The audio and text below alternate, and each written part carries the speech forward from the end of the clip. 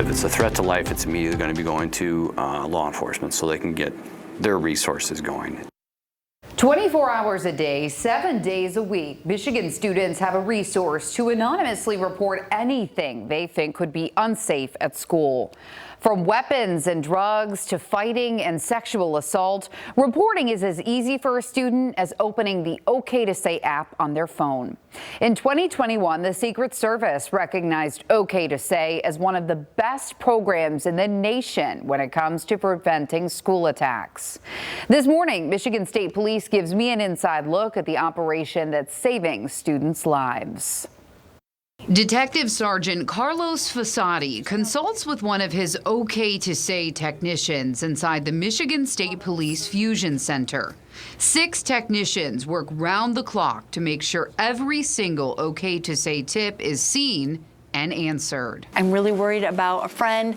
They said something, they posted something. I don't know what to do. I want to help. I don't want to be labeled a snitch. I'm afraid it might ruin a friendship if I say something. That's the kind of message a teen can send on this app, or by text, or email, or phone call. There are actually 30 tip categories, so anything that threatens a student's safety. The technicians have to work with a tipster, build that trust, and ask the right amount of questions to get enough information to where we can pass that along to schools and law enforcement. More than 6,000 tips came in during the 2021 school year. More than 3,000 right after the tragedy in Oxford. For 2021, planned school attacks, unfortunately, were the top threat or tip category for the year.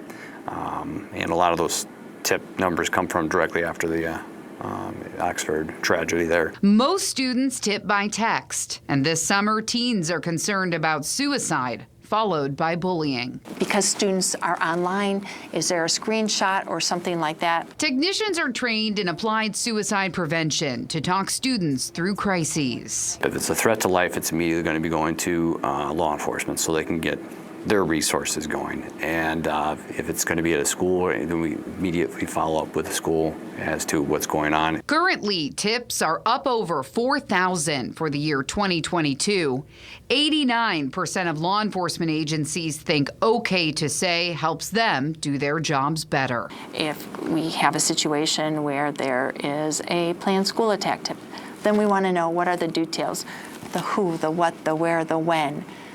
Again, it's about building relationships with students online. 34 weapons were removed as a result of the OK to Say tips, and that 86 tips were involved the seizure of drugs or alcohol. And I think that's a good outcome. More than half of schools report not even knowing the problem existed before the tip. These TikTok challenges that happen, the schools are able to get ahead of it sometimes, or at least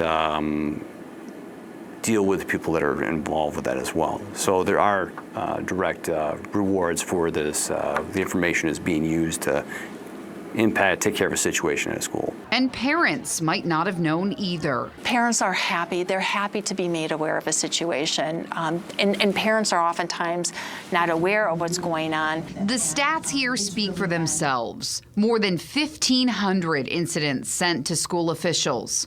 More than 500 sent to the police. More than 200 students referred to counseling, and 65 incidents reported to CPS.